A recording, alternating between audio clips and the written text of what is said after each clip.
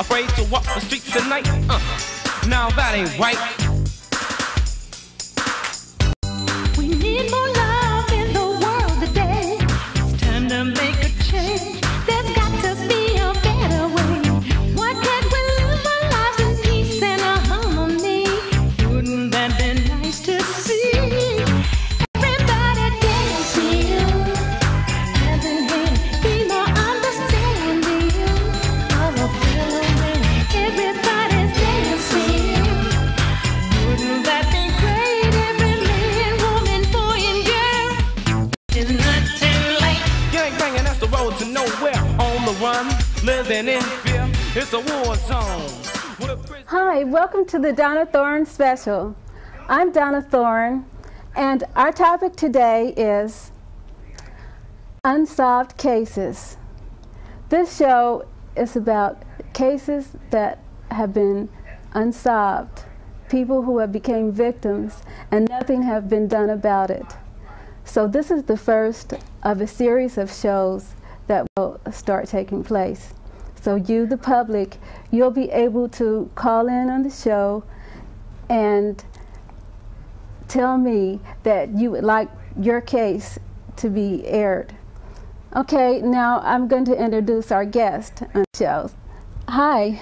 Hello, Donna. This is Nadine. My name is Nadine West, and it's good to be back with you again. Great. Thank you. Okay, this is Keisha Oglesby. Yes, Keisha Oglesby. Oglesby, okay. Thank you. Hi, Donna. Hi. It's a pleasure. Now, I'd like for you to tell us a little bit about yourself and what you do. All right. I write plays. I'm a vocalist, a gospel singer, and I do volunteer work in the prison ministry system. There's a number of things. I'm an artist. I love to paint. Oh. Yes, and I've sold some paintings, so I'm pretty active in those areas. Great. Okay. I'm an actress, but you know, the most important thing about me, what I like about myself, is that I'm a singer too. I love singing gospel and praising God, and I'm active in my church activities and community affairs. Okay. Now, what the topic of the show is about unsolved cases. Yes. And you've worked in prisons, and also, Nadine, you've also had an incident in your family where... Yes, my... boy, this is the first time I've spoken about this. My baby brother was murdered in 1979. To all intents and purposes, the police may think that it is a solved crime, but in my mind it is not, because the man who killed my brother was not given any time. He was released. He killed not only my brother, but he also killed a cab driver at that same time. And both were murdered in the same place. The man was released from without serving a prison term, and it was because they said he was temporarily insane and not responsible for his actions. But this man shot my brother in the back 5 times, and then he walked over to the cab driver, where the cab driver was trying to radio for help because he had seen what had happened. And he pulled the gun, he reloaded the gun, so he had time to do that. He reloaded the gun and shot the cab driver in his groin and killed him, and they let this man walk free. So this man is out on the streets now? Yes, he is. Wow. What did this do to your family? How did it affect you and your... It was very devastating. I had never been through anything like that before in my life. And I had never felt so completely helpless, Donna, as I did at that time. The family of the man that killed my brother, they came over to me in the courthouse and told me that if anything happened to their brother, that they would come and kill me. And the injustice of it all, our system is just really leaves a lot to be desired. I stood outside of the conference room. Is that here in Los Angeles? In Los Angeles. And I heard, they did not know I was there, but I heard the attorney for the defense, the attorney for the state of California, speaking to the witnesses, telling them exactly what they would say, exactly what their answers would be. And I knew that there was nothing that was going to be done so that justice could be served, and that I would have to leave that building knowing that my brother's death was unsolved in my mind, because that man is free. Okay, by you working in the prisons, you have a prison ministry. Yes. Okay. Yes. In talking with the prisoners, do they seem to be helped any way before they are released? I honestly do not believe that our prison system offers the help that it should. I honestly believe that. I know that it's violent inside, and that's noticeable from the inmates that you see there. What we're going to do is we're going to go to break. This is going to be a segment on my daughter's murder, what happened, and I'll get back with you after the break on what's taking place now. Solving a case means knowing who did the crime. Closing a case means capturing them too. Too often cases remain with us for a few months and then are easily forgotten. Now with your help, the man who killed Marie Thorne, an aspiring actress, can be caught and her case closed. The suspect in this case, Greg Smith, is an extremely dangerous killer. It wasn't an accident. It wasn't a disease that killed her. It was by another person. We've got him implicated on at least 3, maybe more, other killings. She didn't know him, he didn't know her, he just killed her. This guy is one of the worst. This guy is bad and a wanted. She loved people, and she never thought that anyone could hurt her. I tried to tell her that everybody's not her friend. She would always say, "Mama, be positive, be positive." The murder of Marie Thorne is not closed. Long after she was buried, her killer is still at large, unpunished and able to kill again. What happened to Marie Thorne reads like another script from a Hollywood drama. Marie Thorne liked to go to these different clubs that it would have a particular entertainment night. On this particular night, April 25th, they were having one at Carlos and Charlie's. That's out on the Sunset Strip. At these different events, a lot of people from show business show up. She would like to go to these things because she was kind of an aspiring bit actress and wanted to get into the movies and meet some of the high-powered people. So why did you all leave me? Why did you do that? She got in the car with this gentleman in his nice Mercedes, and they drove off down Sunset Boulevard. Everything was fine. Unbeknownst to them, they're being followed. Greg Smith pulls up in front of them in his BMW. He gets out, walks back to the passenger side of the Mercedes, the windows down. Marie Thorne doesn't know this guy. She doesn't know what's going on. All of a sudden, he starts a heated argument with the guy she's with about a money owed on an old dope deal. You know what's up. What are you talking about? Talking about the money you owe me, man. What money? The money you ripped off. Man, can't we talk about this tomorrow? No, we're gonna talk about it right now. Oh, God, no! The sad part here is that Marie died instantly, and the driver of the car, who is apparently involved in narcotics, lives.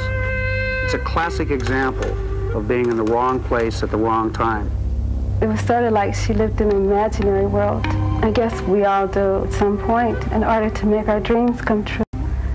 All that glitters is not gold.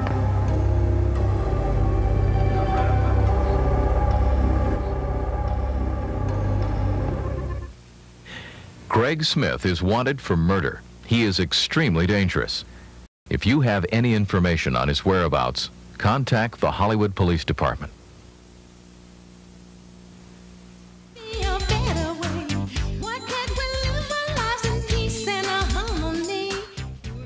Well, welcome back to the Donna Thorne special. Viewers, that was a segment of what happened to my daughter. And today there has been no resolvement of the matter.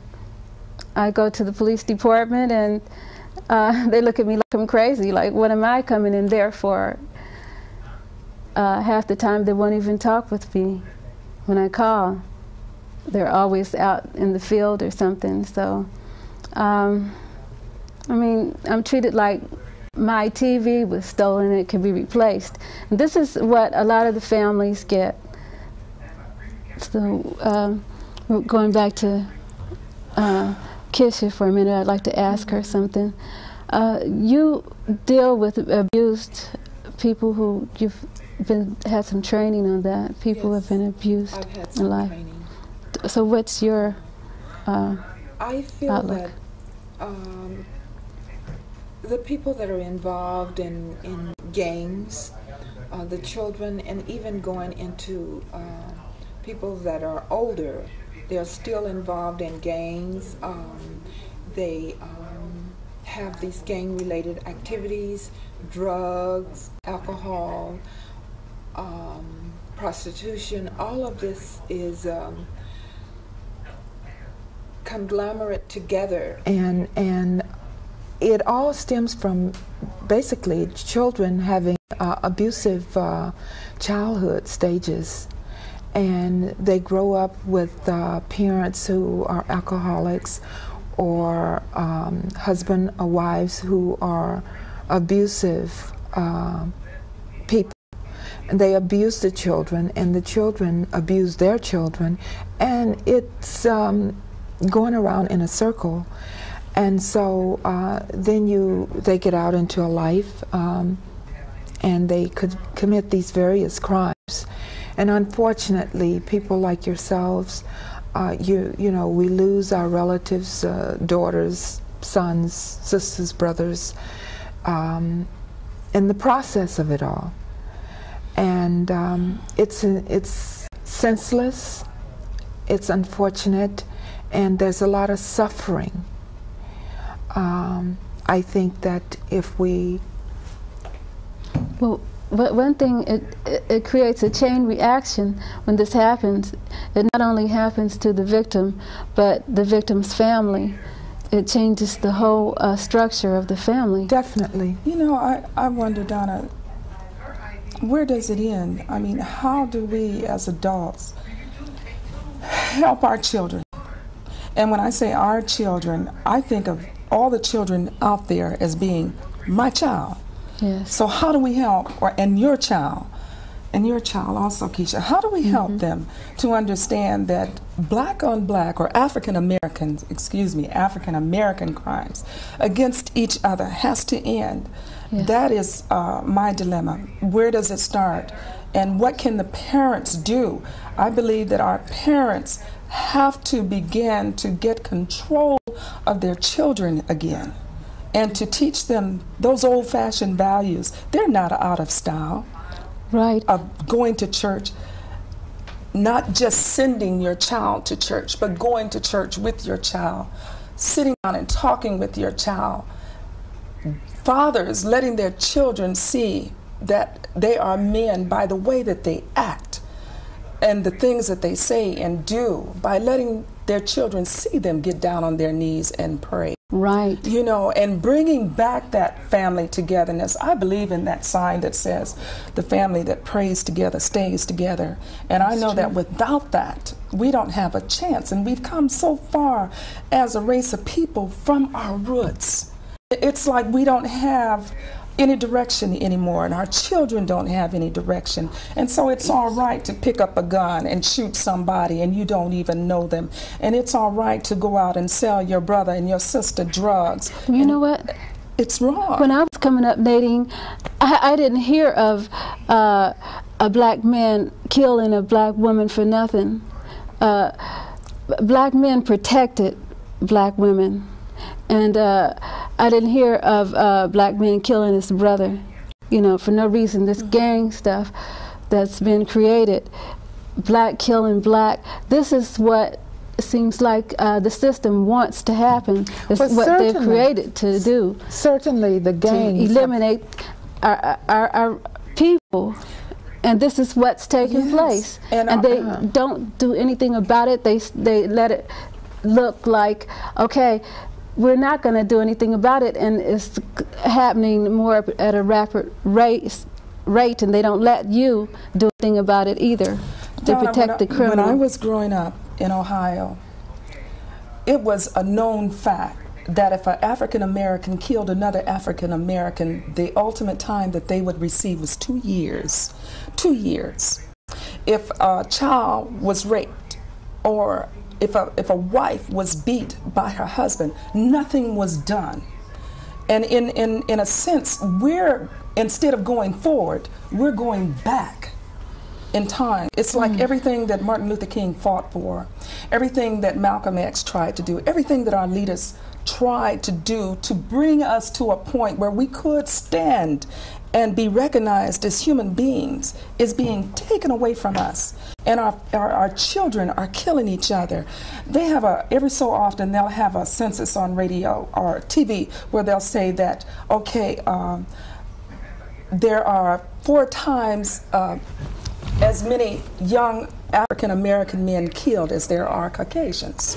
Yeah, we're going to have to come back with you on that. So that's really something to think about. But we're going to break, and when we come back, I want you to finish telling us about that. And I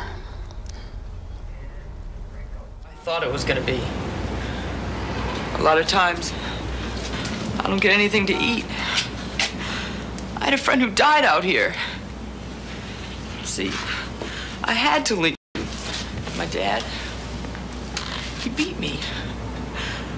I can't go home. Wherever you are, Covenant House can get you help. Call us on the 9 line. It's free. 1-800-999-9999. Covenant House.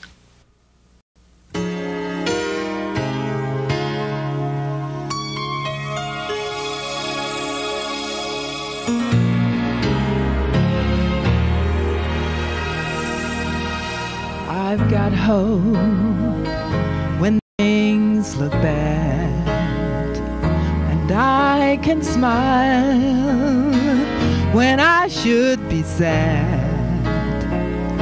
I've got friends who lift me up when I'm feeling low, and they watch over me wherever I may go.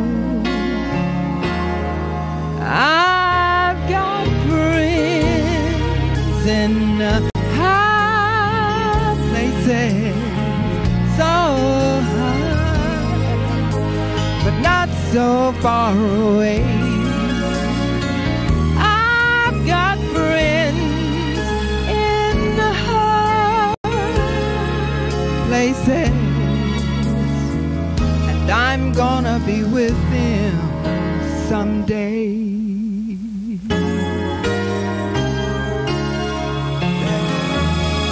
There's a father right by his son, and the angels, each and every one, and other friends I miss so much, and I long to see, but knowing I'll be with them one day comforts me. I've got friends in high places, so high, not so far away. I've got friends in high places, and I'm gonna be with them someday. Why should I run? Why should I? What's there to fear when my friends are on my side?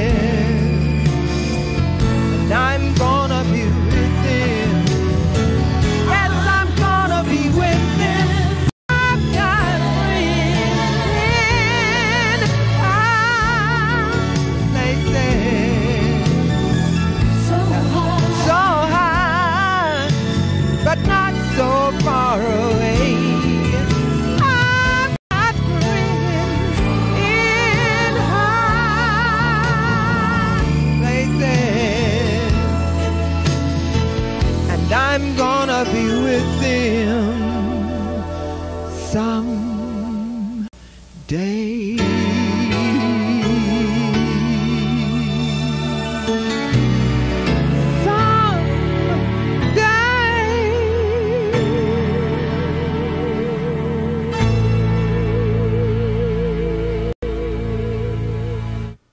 I thought it was going to be. A lot of times, I don't get anything to eat. I had a friend who died out here. See, I had to leave. My dad, he beat me. I can't go home. Wherever you are, Covenant House can get you help. Call us on the 9 line. It's free. 1-800-999-9999. Covenant House.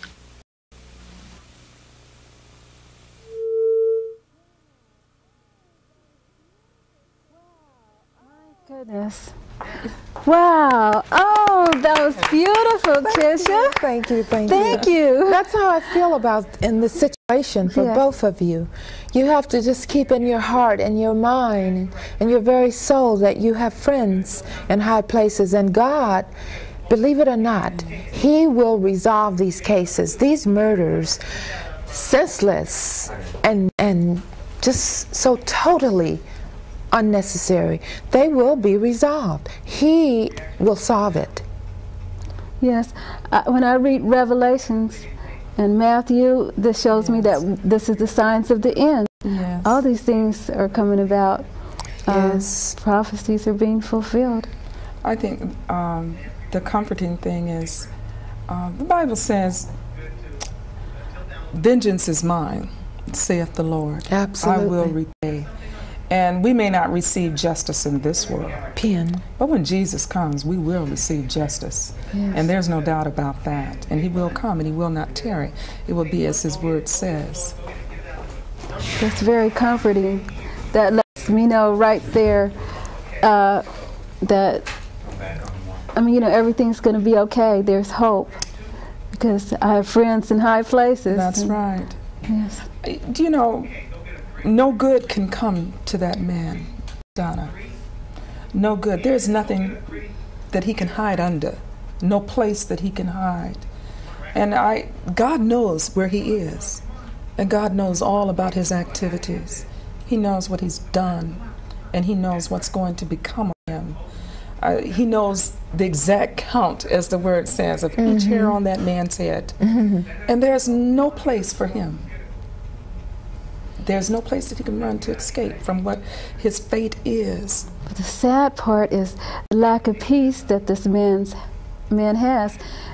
Also, with the people that hide him and keep him from getting the justice that he should get. I mean, the lack of peace they have also. You know, Donna, I believe I heard you say that this, the man that murdered your daughter, your lovely daughter, that he's just out there, and the police is acting in a manner that makes you think that they're waiting for him to just come and, you know, give himself up. Well, you know, that could happen, because that's how God works. God will put it into a man's heart and make him do right. And, you know, he may come forth someday and admit that he committed this senseless crime against your daughter and the other man that was with her. I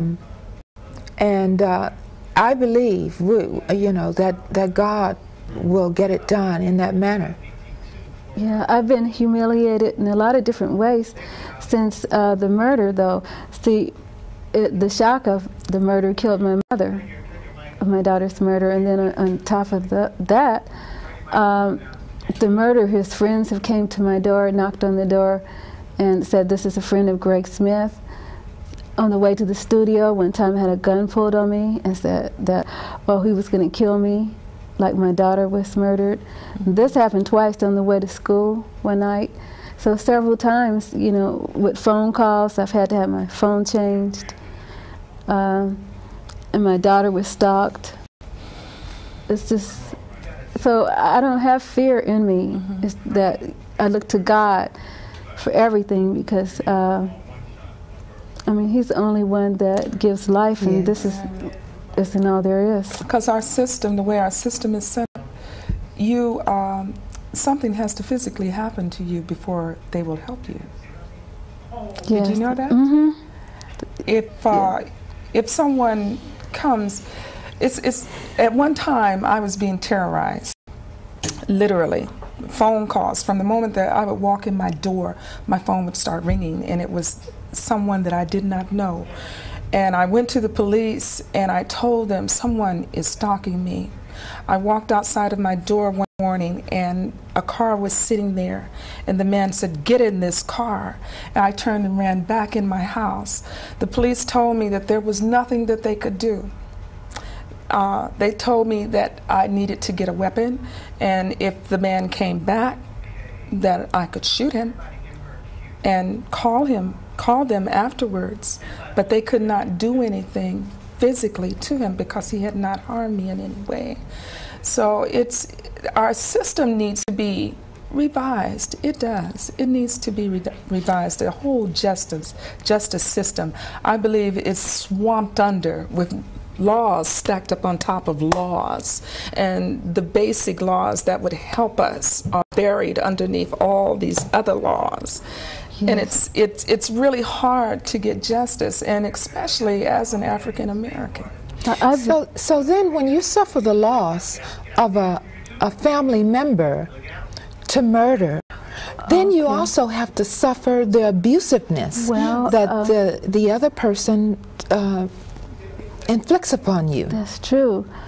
There's nothing the police can do about verbal abuse. Okay, but we're going to have to come back at another show with this, and I really appreciate you being on the show. I hope the public has learned a lot, and they call in and it was a pleasure. Thank you. May God bless. God bless you also.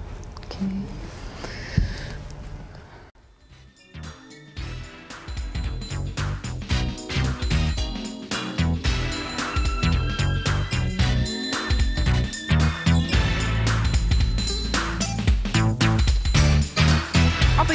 We stop the killing, start chilling, afraid to walk the streets at night.